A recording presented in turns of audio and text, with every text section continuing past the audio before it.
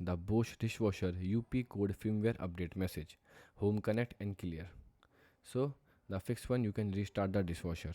Turn off the dishwasher using the power button. Unplug it from the wall outlet and turn off the circuit breaker. Then wait for around 5 minutes and then plug it back in and turn it on again.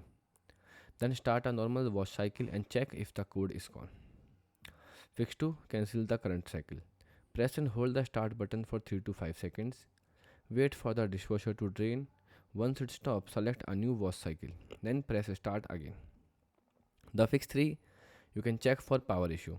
Make sure the power cord is firmly plugged in. Check for home breaker panel for a tripod breaker. Then reset the breaker if needed and turn the dishwasher back on. The fix 4. You can reset the control panel. Turn off the dishwasher, press and hold the start button, and while holding it, you can turn the dishwasher back on and hold for 5 seconds, then release and let the dishwasher reset and try running a cycle. Goodbye.